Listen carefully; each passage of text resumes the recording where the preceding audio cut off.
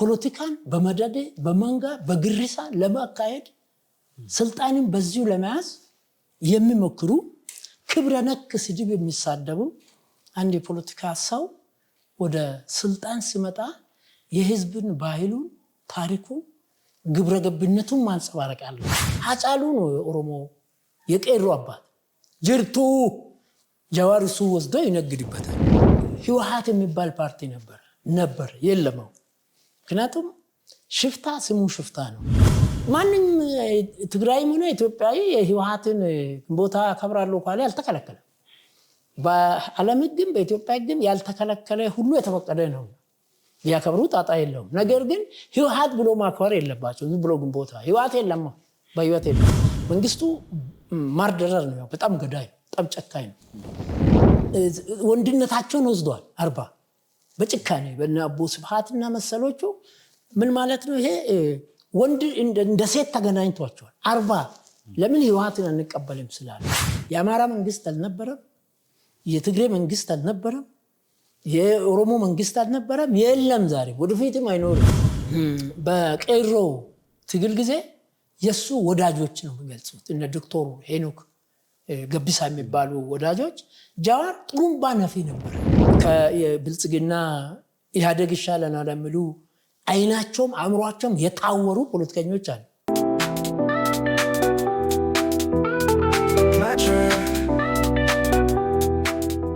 ሰላም ጤና ይስጥልን የተወዳጅ ተመልካቾቻችን እንደምሰንብታችኋል። የሃርመኒ መድረክ ፕሮግራማችን ጀምሯል። ከይሳት ጀምሮ ወደ እናንተ መድረሱን ይቀጥላል። አብራችሁ እንድትሆኑ በአክብሮት እንጋብዛለን። እንደተለመደው እዚህ እስከ ፕሮግራም ፍጻሜ ድረስ እንግዳ ይዘን ቀርበናል። አቶ ወንድሙ ይብሳ ይባላሉ። የህግ ባለሙያ እንዲሁም ደግሞ ጠበቃ ናቸው። ከእሳቸው ጋር መልካም የሆነ ቆይታ እናደርጋለን። በዛሬ ቆይታችን ማህበራዊ፣ ኢኮኖሚያዊ እንዲሁም ደግሞ ፖለቲካዊ የሆኑ ጉዳዮች እናነሳለን። በዋነኝነት በተለይ ደግሞ ከሰሞኑን የኤርትራው ፕሬዝዳንት ያነሷቸው ነጥቦችን በተመለከተ በተለይ ደግሞ ኦሮሞማ ምንድነው ከኦሮሞ ህዝብ ጋር ምን ሳገናኘው የሚሉ አጀንዳዎችን እናነሳለን። ሌላኛው እንግዲህ ከሰሞኑን ጀዋር ያነሳው በተለይ በብልጽግና መንግስት ላይ እያነሳ ያለው ጥያቄዎች አሉ፣ እንዲሁም ደግሞ ትችቶች አሉ። እነዛን በተመለከተ የምናነሳቸው ነጥቦች ይኖራሉ። ሌላኛው ደግሞ በተለይ ደግሞ ወቅታዊ ሆነው በሀገራችን ሁኔታ ላይ የምናነሳቸው ሀሳቦች ይኖራሉ።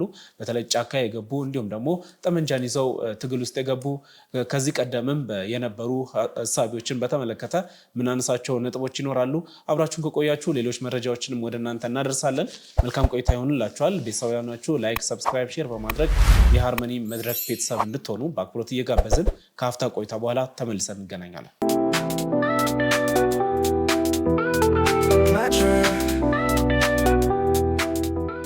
ሰላም አቶ ወንድሙ እንደምናሉ? ሰላም ሰነበት ከሸበ አለን። እንግዲህ እግዚአብሔር ፈቅዶ ድጋሚ ተገናኝተናል ከእርሶ ጋር። እንግዲህ ሀገራችን ብዙ ወቅታዊ የሆኑ ጉዳዮች እንዲሁም ደግሞ በየጊዜው አዳዲስ ጉዳዮች የሚፈጠሩባት ሀገር የሆነች መጥታለች እና በየጊዜው አዳዲስ ጉዳዮች እናያለን። እኛም እርሶን በመጋበዝ እርሶን የመሰሉ ደግሞ ሌሎችም እንግዶችን በመጋበዝ በዚህ ጉዳይ ላይ ለህዝቡ ይጠቅማል ያነቃል ምንላቸውን ሀሳቦችን እናንሸራሽራለን። ተመልካቾችም በዚህ ጉዳይ ላይ ደግሞ ጥያቄ ሀሳብ ይሰጡናል እና በዛሬውም ቆይታችን እንግዲህ በመግቢያ ያነሳዋቸው ወቅታዊ የሆኑ ጉዳዮች አሉ፣ እነሱ እናነሳቸዋለን። እንደው በመግቢያ ግን እንደው ትላንትና የግንቦት 20 ሲከበር ነበር እና ብዙ ሰዎች ተወዛግበዋል።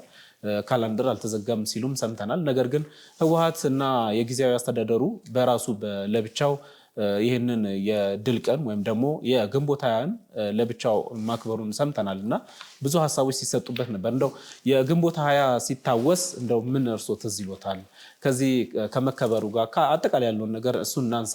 ሌላኛው ምናልባት የቀድሞ የኢትዮጵያ ፕሬዝዳንት ኮሎኔል መንግስቱ ኃይለማርያምም እንግዲህ ስጦታ ተበርክቶላቸዋል። በዚህ ሳምንት አነጋጋሪ የነበረው አንደኛው እሱ ነው። በተለይ በመሰረተ ትምህርት ላይ በሰሩት አስተዋጽኦ በሚል ኤንጂኦ ወይም ደግሞ የመንግስታዊ ያልሆነ ድርጅት ነው ሽልማቱን የሰጣቸው እዛው ሐረሪ ዚምባብዌ ድረስ ሄደው። እንደው ምናልባት ከነዚህ ጉዳዮች እንጀምርና ወደ ዛሬ ወደ ያዝናቸው ጉዳዮች እንመለሳለን። በጣም አመሰግናለሁ አሸብር። ወደ ጥያቄዎች ሳልገባ አንድ እንደ ማግባቢያ ትንሽ ልበል። ይሄ መጽሐፍ ብዙ ቦታ ይገኛል፣ አንተም ሌሎችም አንብቡ። ኢጎ ኢዝ ዘ ኤኒሚ ይላል። ዘ ፋይት ቱ ማስተር አወር ግሬተስት ኦፖነንት፣ ትልቁ መዋጋት አለብን ጠላታችን ኢጎ ነው ይላል። አብስቶ ራስን መውደድ ጥሩ ነገር ነው። ራስን መንከባከብ ጥሩ ነገር ነው። ነገር ግን ከበዛ ማርም ይመራል እንደሚባለው ይሄ ኢትዮጵያ ውስጥ ያሉ ፖለቲከኞች ይሄ መጽሐፍ የሚያነብ ሰው እንዳለ ባለፉት 50 እና 60 ዓመታት እኔ ከ60ዎቹ እስከ ዛሬ ባለው ይሄ በሽታ ያጠቃቸዋል። ስበዛ ራስ ወዳድ ናቸው። ሌላ ቀርቶ ትዳር ይዞ ከትዳር ጓደኛ ጋር እንኳን ሀብታቸውንም እንጀራ ማቋረስ ሆነ አንሶላ መጋራት አይፈልጉም። ይሄ ከባድ ነገር ነው። አንሶላ ትጋራለህ፣ ማብት ትሰጣለህ፣ ሀብት ትሰጣለህ 50 ከመቶ ማለት ነው። ስለዚህ በ20 ዓመትም 70 ዓመትም እንዲሁ የሚኖሩ በርካታ ናቸው። በተለይ በአሁኑ ጊዜ ይብሷል። እነዚህ በጣም ራስ በመውደድ ትዳር የማይመሰርቱ ቤት የማይመሰርቱ ሰዎች ቤተሰብ በፖለቲካ ሳይንስ አተናተን ሚጢጢ መንግስት ይባላል። ሚጢጢ መንግስት ማለት በመንግስት ውስጥ ያሉ ጥያቄዎች በቤት ውስጥ ይነሳሉ። ባልና ሚስት ከተለያየ ቦታ ምናምን ልጆች ቻሌንጁ ከባድ ነው። እዚህ ላይ ያልተፈተኑ ናቸው። ይሄ የኢትዮጵያ አደገኛ ችግር ቤትን ያላስተዳደረ ከራስ ወዳድነት ህንፃ ይገነባል፣ ሎጅ ይገነባል ማለት ነገር ግን አንድ እንደሃ ኢትዮጵያዊት ወይ ደግሞ ሀብታምንቱን መርጦ አብሮ እንጀራ አይቋረስም። ልጅ ራሱን መልክ ማት አይፈልግም። እነዚህ ሰዎች ወደ ህዝብ ወጥቶ ስለ ህዝብ ችግር ማቃለል ማውራት የለባቸውም። ለምንድን ነው ይሄንን የምለው? እነዚህ ከ60ዎቹ እስከ አሁን ድረስ ለ50-60 ዓመታት የኢትዮጵያ ፖለቲከኞች ባርባሪክ ናቸው፣ ባርባሪያን ናቸው፣ ባርባሪዝም ናቸው፣ ሳቬጅ ወይም ሳቬጀሪ ናቸው። ምን ማለት ላሉ ሰዎቹ አርመኔዎች ናቸው፣ ጨካኞች ናቸው፣ ኋላ ቀር ናቸው፣ ያልሰለጠኑ ግን የሰለጠኑ የሚመስሉ ሰለጠን የሚሉ አረመኔዎች፣ በጭካኔ የተሞሉ አረመኔነትና ኋላ ቀርነት የሚገልጻቸው ወይም የተጸናወታቸው መደድነት፣ መንገነት፣ ፖለቲካን በመደድ በመንጋ በግሪሳ ለማካሄድ ስልጣንን በዚሁ ለመያዝ የሚሞክሩ ክብረ ነክ ስድብ የሚሳደቡ አንድ የፖለቲካ ሰው ወደ ስልጣን ሲመጣ የህዝብን ባህሉን፣ ታሪኩን፣ ግብረገብነቱን ማንጸባረቅ አለበት። እነዚህ ግን ግብረ ነክ ለምሳሌ አንድ ነገር መሪ ቀርቶ ማንንም ተራ ሰው ድቃላ ብሎ መሳደብ በኢትዮጵያ ባህል የተከለከለ ነው። ድቃላ ኢንሴንስ እናቱን ነው። የሁላችንም እናት የ9 ወር ቤታችን ናቸው። ስለዚህ እናት ይከበራል። እንደዚህ አይነት ነገሮች ናቸው። ምንድነው ይሄ ሳቬጀሪ፣ ይሄ ሰገጤነት። ለምሳሌ እነዚህ ትዳር በሆኑ ሰዎች ሴክስ ይሰራሉ ኖርማል ስለሆነ። ስንቱን ድቃላ ልጆች ሊስትሮ የሚጠርጉትን እንደጣሉ አስባቸው ለ50 ዓመት ለ60 ዓመት። ስለዚህ ይሄ ጭካኔ የተሞለበት ይሄ ባርባሪያን፣ ሳቬጀሪ፣ ባርባሪዝም ይሄ የኢትዮጵያን ፖለቲከኞች ለ50-60 ዓመት ይዞት መጥተዋል። ከዚህ በተጨማሪ አራዳ ይመስላሉ እንጂ ፋራ ናቸው። ፋራ ማለት ገገማ ማለት ነው። ባለበት ቦታ የሚቀር የማይነቃነቅ ማለት ነው። ስለዚህ መሪዎች እንሆናለን የሚሉ ሰዎች መጀመሪያ ተማሪ መሆን አለባቸው። የአባት እናቱን ባህል መቀበል አለበት። አባቱ ሚስት አግብቶ ልጅ ወልዶ ልጅ አስተምሮ ለማገር አብቅቷል። እሱ መጀመሪያ ሰው ሁሉ መስራት አለበት። በተለይ ወደ ፖለቲካ የሚመጡ ሰዎች በዓለም ዘመናዊነት አሁን አሜሪካን ውስጥ ትዳር የግድ ነው ለወንዱም ለሴቱ። ትዳር ከሌላ አይሆንም። በቀጥታ ትዳር ይዘ ልትፈታ ትችላለህ። ማንዴላ 3 ሚስት ነበራቸው። በስርዓት ትፈታለህ፣ በስርዓት ታገባለህ፣ ታሳውቃለህ። የፍቺ ምክንያቶች አሉ። ዝም ብለህ ከዚህ ኬንያ ስትል ሌላ ሚስት፣ ኢትዮጵያ ስትመጣ ሌላ ሚስት፣ አሜሪካ ስትመጣ እንደዚህ አይነት በሽታ የተጠናወታቸው ሰዎች ናቸው ፖለቲከኞቻችን። ከዚህ በመነሳት ወደ ጥያቄ ሲመጣ ትናንት ግንቦት 20 ነው። ግንቦት 20 ማለት መስከረም 2 ማለት ነው። ስራ ለሰሪ ሾለ ጣሪ ይባላል። ለእያንዳንዱ የስራውን ይሰጣል። ኢሰፓ የሚባል ፓርቲ ነበር እና ማኢሶን፣ ወዝ ሊግ ምናምን ፓርቲዎች ነበሩ። ህወሓት የሚባል ፓርቲ ነበር የለም። ምክንያቱም ሽፍታ ስሙ ሽፍታ ነው። አሁን ጫካ ሆኖ 17 ዓመት ህወሓት ሽፍታ ወይም ደግሞ አማጺ ይባላል። አማጺ ዘመናዊ ቋንቋ ነው። ትክክለኛ የሚገለጡት በሽፍታ ነው። የሸፈተው መጀመሪያ በትግራይ ህዝብ ላይ ነው። የትግራይን ህዝብ ካሸነፈ ከቀጠቀጠ በኋላ በተለይ ኢዲዩ የሚባለው ድርጅት ከጨረሰ በኋላ ነው ወደ ኢትዮጵያ የመጣውና ግንቦት ተአምር አይደለም። በቃ ዘላቂ ከነሱ ስልጣን የማያልፍ ስራ ስላልሰሩ ልክ ኢሰፓ ደርግ ኢሰፓ ስልጣናቸው ሲያበቃ ኢሰፓም እንዳበቃ መስከረም 2ም እንደተዘጋ ግንቦትም ተዘግቷል። አሳዛኙ የዛሬ ዓመትም እንደዚህ አካባቢ መቀሌ ላይ ግንቦትን ሲያከብሩ ምገርም የህዝብ ጉንዳን ነበር። ትላንትና አይተ እንደሆነ ባዶ ነው አደራሹ። ቅድም ያልኳቸው ባርባሪክ የሆኑ ፖለቲከኞቻችን ባርባሪዝም፣ ሳቬጀሪ እነዚህ ኋላ ቀሮች ይሄን እንኳን አይተው አይረዱ እስከሚሞቱ ድረስ አይረዱም። ይሄ በአጠቃላይ አፍሪካን ችግር ነው። ገዳፊን ማንዴላ ስልጣን ላይ በነበሩ ጊዜ ስለምናቸው ነበር ና ኔጋይራ ብሎ ስለምናቸው ነበር። በጭራሽ ብሎ የውሻ ሞት ነው የሞተው። የኛ መንግስቱ ግን አራዳ ነው። እንደማያዋጣ ሲያቅ እንደውም ሰሞኑ ምን ይገልጻል? በተወካዮች ምክር ቤት ላይ ያኔ እንትን ነው የሚባለው የምክር ቤቱ ላይ ተናግራለሁ እንደማልችል እንደምለቅ ተናግራለሁ። ሚስቴንና ልጆቼን ከአጎቴ ጋር ልካለሁ። ይሄን ሁሉ ያውቃል። የቀረው ነገር ቢኖር ዚምባብዌ ሊሄድ ነው ማለት ብቻ ነው የቀረው። ይሄ ደግሞ አይባልም ማለት መሳሪያ ሊገዛ ምናምን የሚሉ ውሸት ነው አለ ራሱ ባስተርኪን። ስለዚህ ይሄ የግንቦታና ኮሎኔል መንግስቱ ግንቦታ ተራ ነገር ነው በቃ ካሁን በኋላ። ግን አሁን እኮ ኢሰፓ ብቻ አይደለም የኮሎኔል መንግስቱን ፎቶግራፍ በየቤቶቹ በየታክሲዎቹ ላይ ታያለ አይደል? ማንንም ትግራይም ሆነ ኢትዮጵያዊ የህወሓትን ግንቦታ አከብራለሁ ካለ ያልተከለከለ በዓለም ህግም በኢትዮጵያ ህግም ያልተከለከለ ሁሉ የተፈቀደ ነው። ቢያከብሩ ጣጣ የለውም። ነገር ግን ህወሓት ብሎ ማክበር የለባቸው። ዝም ብሎ ግንቦታ ህወሓት የለም በህይወት የለም ሰፋ ብሎ የለም ምን ብሎ የለምና በዚህ አንፃር ነው ማያው። ሁለተኛ የኮሎኔል መንግስቱ እኔ እንደውም በሶስት ነገር ቢሸለሙ ነው የምለው። አንደኛ እንደተባለው መሰረተ ትምህርት ታሪክ ነው የሰራው። እኔም ዘማች ነበርኩ 72 ዓመተ ምህረት የኢትዮጵያ ህዝብ መሃይምነትን በጣት ከመፈረም በእጅ መጻፍ እናቶች ሁሉም ሰው የቻለው በዛን ጊዜ ነውና ሊሸለሙ ሊመሰገኑ ሊታወሱ ይገባል። ሁለተኛው መሬት ላራሹ ነው። የካቲት 5 ሰፊን የኢትዮጵያ ህዝብ ነፃ ያወጣ ነው። ሶስተኛ ሐምሌ 19 የከተማ ትርፍ ቤቶችን ለድሆች ያደረገ ነው። በጣም ትልቅ የህዝብን ጥያቄ የመለሱ ናቸውና መንግስቱ ማርደረር ነው። በጣም ገዳይ ነው። በጣም ጨካኝ ነው። ያሳዝኒ ሁለት ንጽጽር ይመጡብኛል። መንግስቱ በ84 ዓመታቸው ንጉሱን ገደሉ አፍነው በጭካኔ። ዶክተር አብይ ደግሞ የ84 ዓመቱን አዛውንት ቦስብሃትን ይዞ ለቀቀ።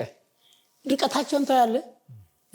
አሁን ብዙ ሰው በግል ጥላቻ ይሁን መሬት ጠይቀው አጥቶ ምናምን ገር ብሎ በዘረኝነት የሚጮሁት መንግስት የሆነ ሁሉ ይሳሳታል። መንግስት ሁሉ ጥፋት ያጠፋል። መንግስት ሁሉ ፖለቲካዊ እርምጃ ይወስዳል። ነገር ግን አሁን እስቲ ያለፉትን መንግስታት መንግስቱ በ84 ለራሱ አንድ ቀን የቀረው ልሞት የደረሰውን ሽማግሌ አፍኖ መግደል ማስገደል። አሁን ደግሞ መንግስት ጃኖ ያልሸፈቱም ያሉ መንግስት ነው ያለው አስቀምጦ እነ ዶክተር አስራትን የመሰሉ የዓለም ሐኪሞች አሉ። ክሞ እነሱ እጅ ቢሞት መንግስቱ አይከሰስ ጭካኔ። አሁን ደግሞ አቦ ስብሃትን ተመልከት። በምስራቅ አፍሪካ የኢባቢን ያህል ወንጀል የሰራ ሰው አይደለም በኢትዮጵያኖች ላይ በትግራይ ልጆች ላይ ራሱ ይቅር የማይባል አሁን መረጃዎች እየወጡ እንዳሉት እና ሀየሎምን ጭምር እነ ክንፋን ጭምር በበረሃ ውስጥ ያሉ ስሁሉ የሚባለውንና የህወሓት መስራቹን ሰው ፓርላማ ውስጥ የነበረው እንዴት እንዳስፈጀ ጭካኔውን ስታይ ትገረማለህ። እኔ አንድ ጋዜጠኛ ተስፋ ጽዮን አንድ ጋዜጠኛ አለ ወደ 40 የህወሓት ኮማንደሮች ምንድነው ወንድነታቸውን ወስዷል። 40 በጭካኔ በአቦ ስብሃትና መሰሎቹ ምን ማለት ነው? ይሄ ወንድ እንደ ሴት ተገናኝቷቸዋል 40 ለምን ህወሓትን አንቀበልም ስላሉ ሌሎች ግፍ ነው። ስለዚህ ንጽጽሩ በጣም ይርቃል። እኔ የኮሎኔል መንግስቱ ጥፋቱ ቢከብድም በነገራችን ላይ የኢትዮጵያ መንግስታት ከአፄ ቴዎድሮስ እስካሁን ሁሉም የራሳቸው አስተዋጽኦ አላቸው ብለን መቀበል አለብን።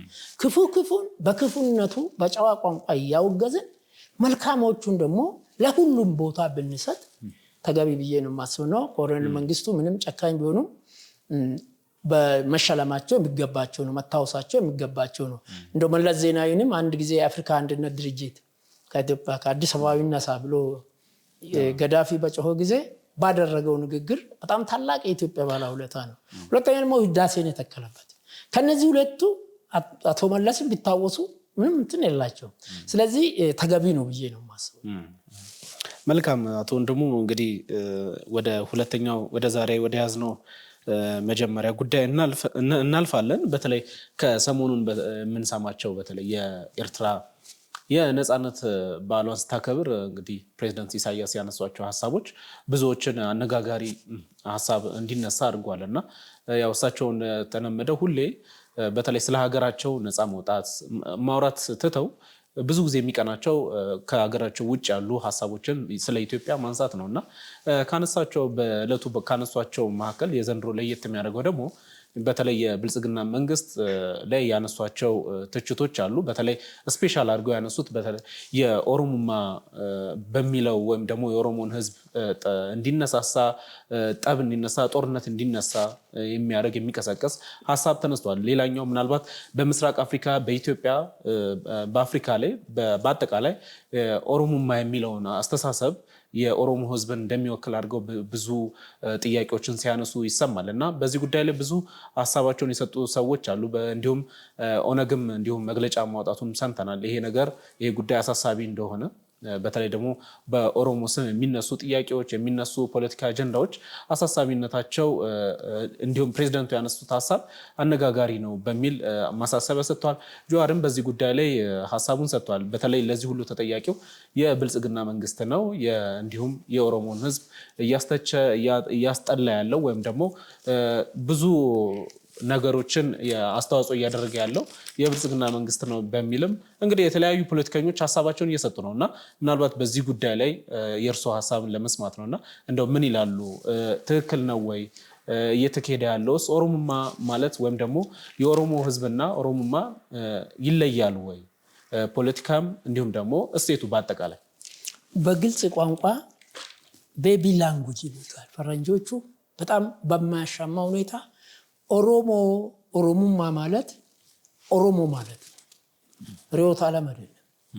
አማራ ማለት አማራነት እንደሆነ ሁሉ ኦሮሞን ኦሮሞማ ትላለህ። የቋንቋ ዲያሌክቲክስ ነው፣ የቋንቋ ጥበብ ነው።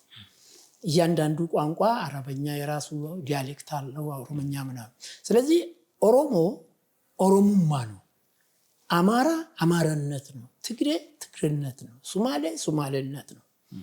ኦሮሞማ ማለት ርዕዮተ ዓለም ነው፣ ኩሽ ነው ምናምን የሚባለው 1001 ጊዜ ውሸት ነው። በእርግጥ ለዚህ መነሻ የሆነው እነ አሰፋ ጃለታ የሚባሉ እኔ በኦሮሞኛ ጃለታ ፍቅር ነው፣ ጃለታ ማለት ወደደ ነው፣ ጀለታ ነው ብሎ ይሄን ሰው በኦሮሞኛም በእንግሊዘኛም ትልልቅ ጠማማ ቆልማማ የኦሮሞን ህዝብ ከሌሎች ህዝቦች ነጥሎ ብቻውን እንደተበደለ ጭቆና እንደደረሰበት በሌላ ብሔረሰብ ቅኝ እንደተገዛ የሚያትት ቀዳዳ ስለከፈተላቸው ኦሮሞማን እንደ ርዕዮተ ዓለም ኦሮሞማ ማለት እንደ አማራና አማራነት፣ እንደ ትግሬና ትግሬነት፣ እንደ ጉራጌና ጉራጌነት፣ እንደ ሲዳምና ሲዳምነት ከመሆን አልፎ ተገቢ ያልሆነ ትርጉም ይሰጣሉ። ስለዚህ በአጭሩ ኦሮሞ ማለት ኦሮሞማ ነው፣ አማራ ማለት አማራነት እንደሆነ ሁሉ ማለት ነው። ከዚህ የተለየ የለም። ሌላ አንዳንድ ፖለቲከኞች ቅድም እንዳልኩት ባርባሪክ የሆኑት ሰበጀሪዎቹ በ50 ዓመት በ60 ዓመት አሁን ዛሬ የኦሮሞ ህዝብን እንቅስቃሴ ሌላ ብሔረሰብ አይሰጋም፣ ሲደጋገፍ ነበር። አጭር ምሳሌ ላንሳ። የኦሮሞ ወጣቶች ቄሮ በሚል እንቅስቃሴ በሚያደርጉበት ጊዜ ፋኖ እኮ የቄሮ ደጋፊ ነበር። ኦሮማራ እኮ ኦሮሞና ሌላ የኦሮሞን እንቅስቃሴ መላ የኢትዮጵያ ህዝብ ይደግፋል። ቄሮ ግልጽ ነኝ። ስለዚህ አንዳንድ ግራ የገባቸው ሰዎች ባርባሪክ አለመሰልጠን ኦሮሞ እንቅስቃሴ ለሌሎች ስጋት አይደለም ሆኖ ማዕቀብ። ምክንያቱም የኦሮሞ ህዝብ የአማራ ህዝብ፣ የትግራይ ህዝብ፣ የሶማሌ፣ የአፋር 80ዎቹን ብሔረሰብ ገዢ ቡድኑ እንደሚባለው አንድ ቡድን ገዢ ሆኖ አያውቅም። የአማራ መንግስት አልነበረም፣ የትግራይ መንግስት አልነበረም፣ የኦሮሞ መንግስት አልነበረም፣ የለም፣ ዛሬ ወደፊትም አይኖርም። እርግጠኛ ነኝ ኢትዮጵያ ደግሞ እንደ ሶቪየት ህብረት አትበተንም። ኢትዮጵያ ቃል ኪዳን ያላት አገርና ምድር ናት። ህዝቧ ብርቱ ነው። ህዝቧ በግድ የተሳሰረ አይደለም። በጋብቻ፣ በአምቻ፣ በእቁብ፣ በእድር፣ በሰርጉ፣ በሞቱ አሁን በቀደም ዕለት የዶክተር ወርቅነህ ገበየሁና ማናት ያቺ ልጅ ተጋቡ አይደለም? ወሎዬ ናት፣ አማራ ናት። ገብቷል። እኔ በየወሩ በየ2 ወሩ አሁንም ብሔረሰቡ ክሮስ አድርጎ ይጋባል። ይህ እንዲፈቅዶ የተገናኘ ህዝብ ነው፣ እንደ ሶቪየት ህብረት አይደለም። አንዳንድ ፓርቲዎች ደግሞ ከአቢሲኒያ ጋር አትጋቡ፣ የተጋባችሁ ፍቱ ብሎ በጉባኤያቸው ላይ ሁሉ ሲሰብኩ ህዝቡ ቁም አልቆጠረም፣ አላደረገም። ስለዚህ ይሄ ኦሮሞማን በተመለከተ አቶ ኢሳያስ ሲሸፍትም ሽፍታ ነው። ደርግ በራሱ ጊዜ ፈርሶ ደርግን እስከሚያባርሩ ድረስ ሽፍታ ነበረ። ዛሬም ሽፍታ ነው።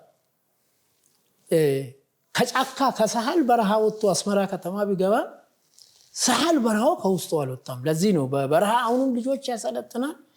እግዚአብሔር ያሳይ። ለ34 ዓመት ምርጫ የሚባል ህገ መንግስት የሚባል ምክር ቤት የሚባል የሌለው ሰው ምንድነው? ምልሽን ቢሰሚ ገባ ባልወጣሽ ይባላል። ብቸኝ በዓለም ላይ የሌለ ኋላቀር ባርባሪያን ሳቬጀሪ የሆነ ሰው ኦሮሚያ ውስጥ እኮ በኢህአዴግም ዘመን ቢሆን 5 ምርጫዎች ተካሂዷል። ብልጽግናም አንድ ምርጫ የተሻለ ምርጫ አካሂዷል። አብሶሉት ምርጫ የለም በዓለም ላይ ምንም እንከን ይኖረው። ከንጉሱ ዘመን 5 ምርጫ ተካሂዷል። 5ኛውን እኔ ተሳትፋለሁ። ኢህአዴግ 5 ምርጫ፣ ደርግ ሞቶ አንድ ምርጫ አካሂዷል። ኢህአዴግ 5 አካሂዷል። ይሄ መንግስትም አንድ አካሂዷል፣ ይቀጥላል። ማን ነው ኢሳያስ? ሻዕቢያ በምን አፍ ነው ኢትዮጵያን ሊተች የሚችለው? ምንድነው የሱ ተልእኮ? እና መሰሎቹ አንተ ቅድም ያልካቸው እነ ጀዋር፣ የጀዋሪን ባህሪ ዋላ አነሳላለሁ።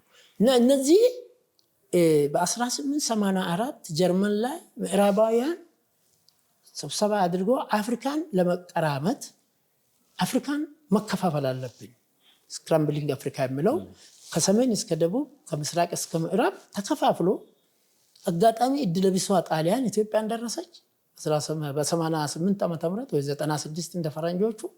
የኢትዮጵያ አርበኞች ቋንቋቸው ለየራስ ነው፣ ሃይማኖታቸው ለየራስ ነው። እናት አገራቸው ግን አንድ ናት። ባንዲራቸው ግን አንድ ነው።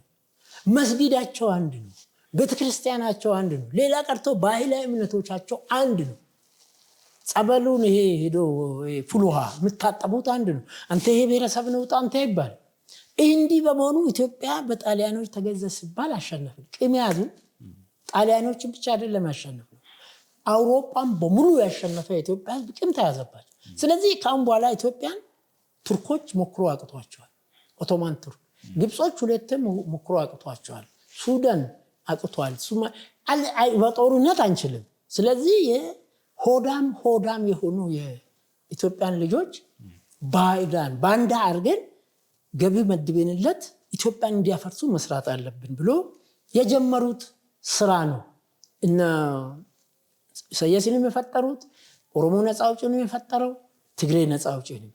ትግሬ ነፃ አውጪና ኦሮሞ ነፃ አውጪ ለሁለቱ ብሔረሰብ ምን ፈጥሩ? አንደኛ ኢትዮጵያ ነፃ አገር ናት። አፍሪካ ነፃ እንድትወጣ የታገለች አገር ናት። አሜሪካ ቅኝ ግዛት ተገዝታለች። ትልልቅ አሁን ያሉ አገሮች በሙሉ ቅኝ ግዛት ሲገዙ፣ ቅኝ ግዛት መገዛት ማለት ብሔራዊ ክብር ማጣት ማለት ነው። የዜግነት መገፈፍ ማለት ነው። ባህል፣ ቋንቋ፣ እምነት፣ እውነት። አሁን ሌሎች አፍሪካ ሀገሮች ሁሉ አንድም የራሳቸው ቋንቋ የላቸው። ኢትዮጵያ ራሷን በማስከበሯ ብሔራዊ ቋንቋዎቻቸው አማርኛም በለው ኦሮምኛም በለው ትግረኛም በለው ራሱን ችሎ ቀጥሎ ነው ያለው።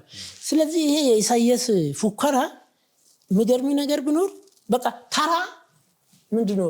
በፖለቲካ የከሰሩ የተሸነፉ የደከሙ የመከኑ መሃኖች ቅድም እንዳልኩት ዘራቸውን እንኳን ማስቀጠል አልቻሉ። አሸብር ልጅ ትዳር ካላስክ ያ አሸብርን የመሰለ አንድ ድንቡሎ ልጅ ያምጣልን።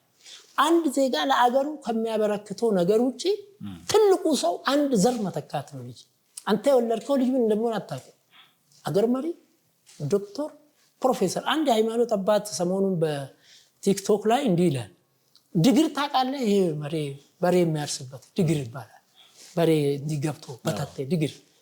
እኛ በድግር አርሰን ኢትዮጵያን መግቤን እናንተን አስተምረን ባዶ እግር ሄደን እኛ በድግር እናንተ በድግር ምን ጠቀማችሁን?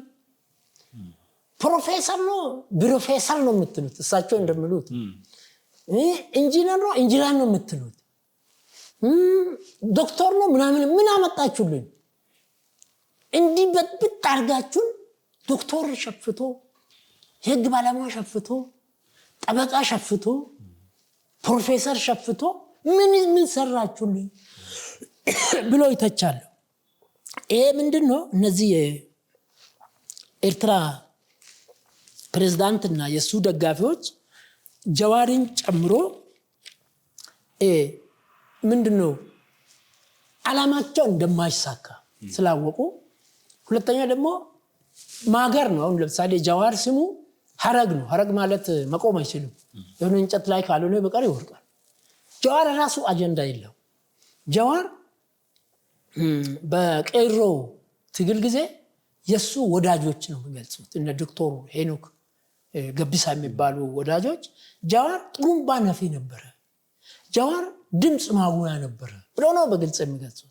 እነ ብርሃኑ ለእንጂሶ የመሳሰሉ ጃይንት የኦሮሞ ትግሎች ያኔ የቄሮን ትግል ገፍቶ እዚህ ያደረሱት ጀዋር አንድ ክፍል ውስጥ ቁጭ ብሎ ሴፍቲውን ጠብቆ ምኑን ጠብቆ የሚጮህ ነበረ።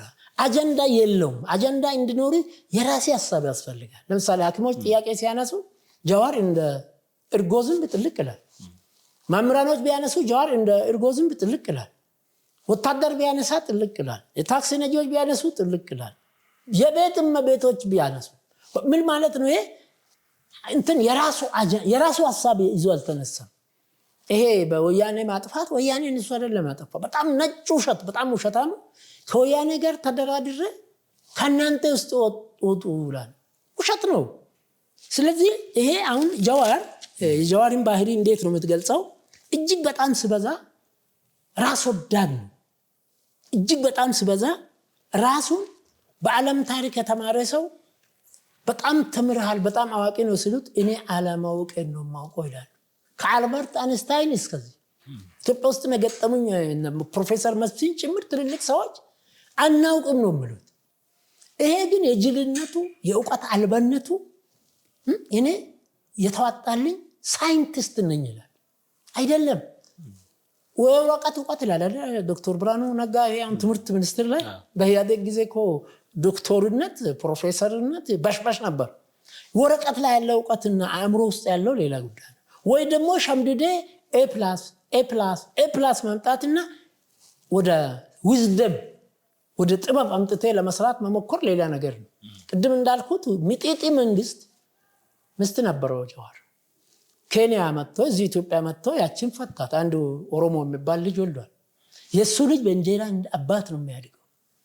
የሱ ሌሎችም ልጆች አሉኝ ይላል። ቀብሶ እና ኦሮሞማ ቀብሶና አንድ ልጅም 3 አለኝ ይላል። ኬንያ ላይ ደረጃ ኃይሌ በሰጠው መግለጫ ላይ እነዚህ ልጆች የት ነው አሉ? ሚጢጢ መንግስት ላይ ያልተመሰገነ የሚጢጢ መንግስትን ፈተና ያላለፈ በሃይማኖት ምክንያት 2-3 ሚስት ማግባት የሚቻል ከሆነ በእስልምና ስለሚፈቀድ ይቻላል። የመጀመሪያ ሚስት ግን በእስልምና ህግ ሁለተኛ ስታገባ እሷን አስፈቅደ ማብቷን ጠብቀ እንደ እናት ተቆጥራን እሳናት የምትድር። ይሄ አሁን በሄደበት ቦታ ሚስት ያገባል። ስለዚህ ጀዋር ከኢሳያስ ጋር መግጠሙ ተገቢ ነው። ጀዋር ብቻ አይደለም፣ የጀዋር ቢጤዎች ዳውድ ኢብሳና ኦነጎች አንቅርብ ጊዜ መጽሐፍ አነብ ነበር። እንትና ሌተናል ጄኔራል ዮሐንስ ገብረ መስቀል ጻፈው መጽሐፍ ላይ የኦነግ መግለጫ እኮ የሚጽፉት ሻቢያዎች ናቸው። ማተብ ያረጉበታል። በቃ እነ ዳዊት እዛ የተቀመጡት የሻቢያን ጉዳይ ብቻ ለመፈጸም ነው። መግለጫ የሚያወጣው ሻቢያ ነው። ኢቭን ሹመት የሚሰጠው ዳዊትን አሁን እዛ ያስቀመጠው ሻቢያ ነው። ስለዚህ እነዚህን ተራ ሰዎች መሰብሰብ የተገባል። የቄሮ አባት ማን ነው? የቄሮ አባት ጀዋር አይደለም። አንድ አሁን የማልገልጸው ጥቅምት 10 2010 ታስሮ እስከዛሬ ተደብቆ አንድ ቦታ ያለ ልጅ ነው ቄሮን የፈጠረው። ኦነግ ትምህርት ልክ አሁን መነሻችን ብሔራችን አማራ እንደሚሉ ልጆች ትምህርት ከነጻነት በኋላ አለ ኦነግ። ይሄ ልጅ ትምህርት በራሱ ነጻነት ነው በሚል አራማ ዩኒቨርሲቲ ይማር ነበር። ሰቃይ ነው። በመላ ኢትዮጵያ ውስጥ የሚገኙ የኦሮሞ ልጆችን አደራጅተው ቄሮን አደራጃ ያ ልጅ ነው። መቼ 2003 2004 ጃዋር የሚባል ያኔ አልነበረም። ከዛ ወዲህ ደግሞ ቄሮ ከተጀመረ ቄሮነቱ ይሄ ልጅ አደራጅተው ይሄ ልጅ ታስሮ ፍዳው በበዘበት ጊዜ ቄሮን የፈጠረው ዋሪኦ ገመዱ የሚባል 2009 ደብረ ዘይት ላይ ኢሬቻ ሲከበር ዳውን ዳውን ዳውን ወያኔ ያለው ትዝ ይላል። ይሄ ነው ቄሮን የፈጠረው። በቄሮ አንድነት ለቄሮ አንድነት መሰባሰብ መጠናከር ዋጋ ለመክፈል መወሰን ዋሪኦ ነው ዳውን። ሀጫሉ ሁንዴሳ ነው ጅርቱ ማለት ኦሮሞዎች አለን ኦሮሞዎች ለኦሮሞ ለኢትዮጵያ ሕዝብ ለነጻነትም ለዲሞክራሲም ለእኩልነትም አለን ማለት ነበር። ሀጫሉ ነው የኦሮሞ የቄሮ አባት ጅርቱ። ጃዋር እሱ ወስዶ ይነግድበታል። ሌላው አትሌት ፈይሳ ሌሊሳ ነው። ሪዮ ደ ጄኔሮ ላይ ምንድነው ያደረገው? ኖ እምቢ አቤት ጀግንነት! የዘላለም ጀግና ማለት ይሄ ነው። ሌላው የኦህዴድ ባለስልጣናት ነበሩ። በአይነ ጥቅሻ ፉኛ ቡታ ይባላል በኦሮሚያ። በአይነ ጥቅሻ ቄሮዎችን በሉ ነው ያሉት። የዳንጎቴ መኪኖች ምን ስሉ የኦህዴድ አመራሮች በሙሉ ከአባዱላ ጀምሮ እስከ ለማ እስከ አብይ በሙሉ እነሱ ብቻ አይደለም ቢአዴን የአማራ ወጣቶች አሁን ስሙን አልጠራም በጣም ስለወደቀ በጣም ስለከሰረ የሰው ስም ጠርቶ ኢገሌ የሚባል ይፈታ ነው ያሉት እንጂ የአማራ ታሳሪዎች ይፈታሉ። የኦሮሞ ታሳሪዎች ብዙ ነበሩ። ይሄ አሁን ከብልጽግና ኢህአዴግ ይሻለናል የሚሉ አይናቸውም አእምሯቸውም የታወሩ ፖለቲከኞች አሉ። ኢህአዴግ በተአምር የሚመረጥ ድርጅት አይደለም። ህወሓት በታሪክ የሚመረጥ ድርጅት አይደለም። ያበረከቱት አስተዋጽኦ ሊኖር ይችላል። እሱን ይዘ ግን ከብልጽግና ጋር አታነጻጽርም። ምክንያቱም መለስ ዜናዊ እንዴት አድርጎ ተቃዋሚዎችን እንደሚፈጃቸው እንደሚገላቸው ካየሎም ጀምሮ እስከ ገብሩ አስራት እና ማዕቶቹ አይደለም ሌሎቹ ማዕቶቹ እንዴት እንደሚያሰቃይ ቅንጅትን የመሰለ ያ ግዙፍ ድርጅትና ትላልቅ ሰዎች ቃልቲ ከተው እንዴት እንደተጫወተባቸው እንዴት እንዳሰቃያቸው ሌላ ቀርቶ ብርቱካንንም ጭምር ቃልን ስትል ቆይታ በመጨረሻ ቃሏን አጠፈች። እና ይሄ ምንድነው ኦህዴድ ቢአዴን የደቡብ ልጆችም ሽንጣቸውን ገትሮ ለቄሮ አባትነት አስተዋጽኦ አበርክቷል።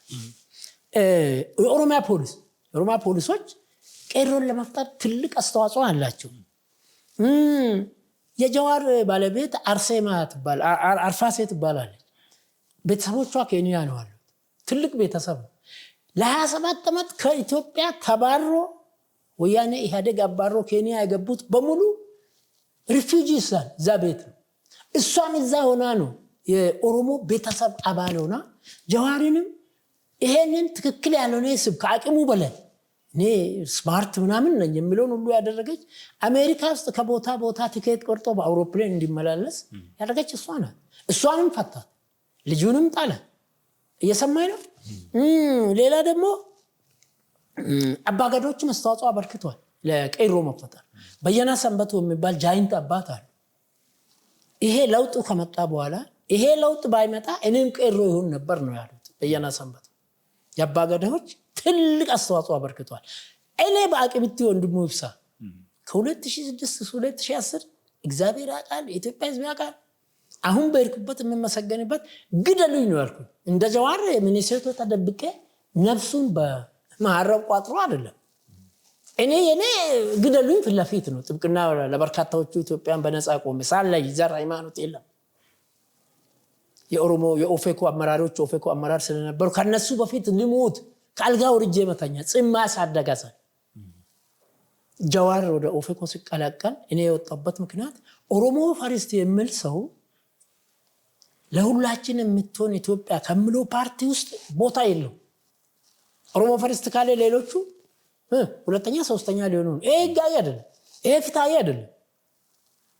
በተጨማሪ ቅድም እንዳልኩታ አንድ ሴት ናዝሬት ላይ አሰልጥኖ አምጥቶ በኦፌኮ ጠቅላላ ጉባኤ ላይ ትልልቅ የኦፌኮ አመራሮች ባሉበት ፈጣሪ ጠበቀኝ ያን ቀን እዛ ነው ሪዝም ቢል ኖሮ ይሄን ትችት ማቅረብ አልችልም።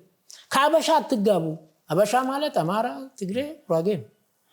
ምድረ ትግሬ፣ ምድረ አማራ፣ ምድረ ጉራጌ ከኦሮሞ ጋር ያልተደባለቀ የለም።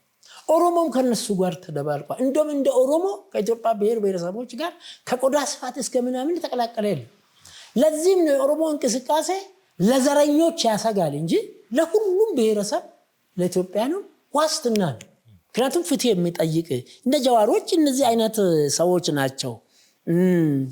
ሌላው የጀዋርና ጀዋር ቢጤዎች የእርጎ ዝንብ ናቸው። የእርጎ ዝንብ ማለት የማይገባበት ቦታ የለም። ጠጅ ውስጥ ይገባል፣ ማር ውስጥ ይገባል፣ ቆሻሻ ቦታ ይገባል። ምን ይገባል?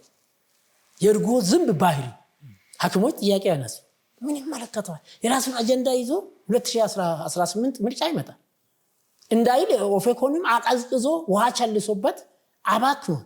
ኦፌኮ አመራሮች በጣም ግራ ገብቷቸው ብልጽግና ነው ቢሮ የከለከለን ይላሉ። የኦፌኮ ቢሮ የሚከፍተው እኮ ኦሮሞ ህዝብ ነበር፣ የኦሮሞ ወጣቶች ነበር። ዛሬ የኦሮሞ ወጣቶች ቀይሮች ለሁላችን የምትሆን ኢትዮጵያን እንጂ የሚፈልገው ኦሮሞ ፈርስትን አይፈልግም። ልገንጠል ማለት ነው። የዚህ ሰውዬ ባህሪ ደግሞ በጣም ግርምብጦ ይላሉ ፕሮፌሰር መስፍን እና አለም ነዋሴ ነው። ግርምብጦ አለም ይላል በሆነ ፕሮግራሞች ላይ። አንድ ጊዜ ኦሮሞ ፈርስት ይላል፣ ይመለስና ደግሞ ኢትዮጵያችን ልትጠፋ ነውና ኢትዮጵያችን እናድን ይላል። ሊታመን አይችልም። ኢንክሬዲብል ይሄ ሰውዬ። ስለዚህ ይሄ እኔ ምንድነው ኦኤምኤንን ነግዶበት ሸጠ። ሚኒሶታ ውስጥ አሁን መረጃዎች ሲወጡ ቢሮ ነበር ኦሮሞዎች የገዙበታል፣ ፎቅ ነበር። ፎቁንም ሸጠ። ብቻ ጀዋር የገባበት ቦታ የጸደቀ የለም። ጠቅላይ ሚኒስትሩ ሰሞኑን ጀግና ማለት አንድ ነገር ጀምሮ መጨረስ ነው። መጀመር ብቻ ጀግንነት አይደለም፣ እውነት ነው። ኃይሌ ገብረስላሴ፣ ቀነኒያ፣ ደራርቱ ከብዙ ሺህ ሯጮች ጋር ይሮጡና ጀግንነታቸው የሚመሰከረው አንደኛ ሲወጡ ነው። ስለጀመርክ አይደል። እስቲ ጀዋር ጀምሮ የጨረሰው ነው። ሻሸመኔ ስዳማ ጎበኛል ሐዋሳ ያለው ብሎ ሲል ጀዋር ላይ አደጋ ሊያደርስ ነው ተብሎ አንድ ኢትዮጵያ ወጣት ተገደለ፣ ተዘቅዝቆ ስቃይ ያየ በዓለም ላይ ያልተደረገ ጭካኔ። ጀዋር በዛን ቀን ነበር ማቆም የነበረበት። ደጋፊዎቼ፣ መንጋዎቼ፣ ግሪሳዎቼ ይሄን የምትሰሩ ከሆነ ቀሮ ወይን የምትሰራ ከሆነ ቀሮ እሱ አይደለምና የኔ ነው የምለውም ቀሮ ከዛሬ ጀምሮ እንዲህ አይነት ነገር መኖር አለበት ማለት ነበረበት። ጉዳዩ አይደለም። እሱ ታሊኮ የኦሳማ ቢንላደን የሱ ምስጥራዊ ዓላማ እስከሚሳካ ድረስ የፈለገ ሰው ቢሞት ዳንታ የለው። ተከበብኩ አለ። አንድ ሰው አንድ ነገር ሲናገር ምን ይከተላል ማለት አለበት። ከ80 በላይ ኢትዮጵያኖች ረገፉ። ቅሬ አላለም። መጽሐፍ ጻፈ። ተጸጸትኩ አልጸጸትም ነው አለ። እንጋቡ እንዲህ ሰው አይጸጸትም። ኢዲ አሚን አይጸጸትም። ኮሎኔል መንግስቱ አልተጸጸተም። የዓለም አምባገነኖች ሁሉ አይጸጸትም። ጀዋር ከዲር ለመንደብ ዳራን ለመንበባው ይላል ኦሮሞዎች። እድል አንድ ጊዜ ይሰጣል ለመሪዎች። እድሉ ሳተ። ጀዋርና ልደቱ 97 ማንዴላ ተባለ። ያን እድል ቅንጅትን በማፍረስ የህወሓት የውስጥ አርበኛ በመሆን እድሉን ሳተ። እስከዛሬ ይጮሃል። የውሻ ባህሪ ነው መቼ። ኢትዮጵያ ግመል ናት፣ ትሄዳለች። ውሾች ይጮሃሉ ግመሉን ስለሚፈሩ ማለት ነው። 90 ዓመተ ምህረት ጦቢያሬ መጽሔቶች ግመል ይሄዳል ውሻ ይጮሃል ብሎ እንትን ይላል። አልፈረሰችም ኢትዮጵያ፣ አትፈርስም ኢትዮጵያ። ስለዚህ እነዚህ ሁለቱ ሰዎች በታሪክ እነሱ አይደለም። ልደቱ ዘርም የላትም። ያው ልደቱ አለቀ ነው። ዘርም ማስቀጠል አልቻለም። እንኳን ኢትዮጵያን ማስቀጠል ኢትዮጵያን አስቀጥላለሁ የምትል ሰው መጀመሪያ ዘሬን አስቀጥል፣ ስምህን አስተላል፣ ቤተሰባዊ ህይወት ይኑርክ። ጀዋር ፈታ ወደ ስልጣን አይመጡ። ኢትስ ሎስት በቃ ቻንስ ዋንስ ነው። 130 ሚሊዮን ጃይንት ስማ ቆንጆ አእምሮ ያላቸው ኢትዮጵያኖች ባሉበት እነዚህ የወደቁ የከሰሉ የመከኑ የባከኑ የቆሰሉና ቅመኞች ወደ ስልጣን ሊመጡ አይችሉም። ሌላው ጀዋር የገባበት ጀዋር ከቆርጦ ቀጥሎቹ አንዱ ነው። ቆርጦ ቀጥል ማለት የማይገናኘውን ያገናኛል። የኢትዮጵያ ሐኪሞች ከሌሎች የኢትዮጵያ መንግስት ሰራተኞችም የግል ሰራተኞች የተለየ ያነሰ ደሞዝ አይከፈላቸው። ሐኪሞች በመሰረቱ ከመደበኛ ስራ ውጪ ሌሊት ጠዋት ማታም ወላድ ስትወልድ ያዋልዳሉ፣ ይከፈላቸዋል። እኔ በትዳር ዓለም 12 ልጆች ወልጃለሁ። ለሁሉም በሆስፒታል እጄ አይደለም ሐኪም ጠርቼ ነው ቤት ውስጥ እርዳታ የሚያደርጉት። ተገቢ ክፍያ ይፈጸምላቸዋል። ሆስፒታል ሲሰሩ ትርፍ ሰዓት ይከፈላቸዋል። ኦፕራሲያን ሲያዩ ይከፈላቸዋል። በዛ ላይ ደግሞ ሐኪም ከመንግስት ጋር ከፈጣሪ ጋር ከህዝብ ከግለሰብ ጋር ቃል ኪዳን አለው። ቃለ መሃላ ገብቶ ነው የዜጎችን ህይወት እጠብቃለሁ ብሎ ነው። ወታደር የአገር ደህንነት ለአገሬ ለኢትዮጵያ እሞታለሁ ብሎ ቃለ መሃላ ገባ። ሐኪምም የወገኖችን ህይወት አድናለሁ። ህይወት የሚያድን ሰው ጥያቄ መጠየቅ ይችላል። ደሞዝ ያነሰ ብሎ ደሞዙ ከሌሎች ሰራተኞች ቢበልጥም ቢያንስ፣ ነገር ግን ከጥያቄ አልፎ ስራ አቆማለሁ ማለት እኮ በወላዶች ላይ በህፃናት ላይ ልዩ ልዩ በሽታ የተጠናወታቸው ከገጠር እስከ ከተማ ላይ ሞት ፍርድ መፍረድ ነው። አይደረግም። ወታደር ስራ አቆምም፣ አገር ይፈርሳል። እዛ ክፍለ ጦር እዚህ ክፍለ ጦር ረብሽ ይችላል። በመንግስቱ በጃኖይ ጊዜ ነገሌ ቦረና ረበሸ እንጂ አሲት ይዞ ወታደር ከመሪው በላይ ኃይለ ሥላሴ በላይ ከመንግስቱ በላይ ከመለስ ከአብይ በላይ ኢትዮጵያን ነው የሚጠብቁት። ስለዚህ ስራ ማቆም አይችሉም። አገርን የሚጠብቅ ሰው ቆርጦ እንደሚሰራ ሁሉ ሐኪሞቻችንን መስራት አለባቸው። እርጎ ዝንቦች፣ ቆርጦ ቀጥሎች፣ የፖለቲካ ሱሰኞች ከማን ባለፉት 7 ዓመታት የተሰሩ ወንጀሎች ማስተር ማይንዱ ማን ነው ብትል እነ ጃዋር አሉበት። ማስተር ማይንድ ማለት ወንጀሉን በተግባር ከፈጸመው በላይ ተጠያቂነት ያለበት ማለት ነው። ግልጽ ነኝ አይደላችሁ? ይሄ አሁን ድም ያልኩ የሻሸመኔን እዚህ ከበቡሽ ነው የሚሉት አለ ከበቡሹ ኢቭን ኢፍ እኮ በሃጫሉ አሟሟትና በአስከሬን መንገላታት ጃዋርና መሰሎቹ ተጠያቂ ናቸው። አስከሬን ማብቱ የአባትና የእናት ቤተሰብ የሌለው እንደሆነ ነው መንግስት የሚቀበው። ፓርቲን አይደለም ያን የሚመለከተው። ምንድነው የተደረገው? በኦኤምኤን ጃዋር ሃጫሉን የገደለ ኢገሌ ነው ተብሎ በዓለም ላይ ተደርጎ አይታወቅም። እኔ አርሲ ነኝ፣ ኦሮሞ አርሲ ነኝ። ወንድሙ ኢትዮጵያዊ ኦሮሞ አርሲ ነኝ እንጂ አርሲ ኦሮሞ አይደለም። ኢትዮጵያ ከፍ ትላለች፣ ኦሮሞ ይቀጥላል፣ አርሲ ይቀጥላል። አርሲ ኦሮሞ አይደለም። እዛ ሀገር አንድ ትልቅ ሰው ሲሞት ያን ቀን ሰላም ይወርዳል። የሚገርም የተጣለ ሁሉ ይታረቅ፣ አይቀበርም። ክብር ነው፣ ሬሳ ክብር ነው። ንጉስ አልፍም ሬሳ፣ ሰርገኛ አልፍም ሬሳ። ሰርገኛና እንትን አስከሬኑ አንገላቱት። ምኞታቸው ሃጫሉ የመጨረሻ ለሞት ምክንያት የሆነው ኢንተርቪው አሁን መረጃዎች ሲወጡ እውነቱን ውሸት አላውቅም። አቶ ጃዋር ገፋፍቶ ሁኔታውን አመቻችቶ ሚዲያም የሱ ስለሆነ ሄድና እንዲህ ያርጋል። ያ ጋዜጠኛም ማይሆን ጥያቄ ጠየቀ፣ ፈክሮ ይሄ ልጅ ሊሞት የማይገባው ኢትዮጵያን አይደለም ዓለም የምትፈልገው ልጅ ተቀጠፈ። አባት አጥቶ መካሪ አጥቶ ጋሻ አድርጎ በላሉት። በዚህ ወንጀል ኋላ ተጠያቂ ነው እና ጥሩምባ ነፊነት በአገር ውስጥ የመጨረሻ ደካማ ሰው ነው። አሁን ጥሩምባ ነፊዎች በየሰፈሩ ታለ አይደል? ዳና ሰው ጥሩምባ አይነፋም እኮ። ጃዋር ጥሩምባ እኔ አይደለም አልኩት። 99% ጓደኞቹ ጃይንት ነብራኑ ለእንጂ ሰው አሁን ከብልጽግና ጋር የሚሰሩት ይሄ ስለሆነ ይሄ የፕሬዚደንቱ ማለትና በተለይ ኦሮሞማን ከኩሽና ሴም ጋር ያገናኘበት ነገር በጣም ወንጀል ነው።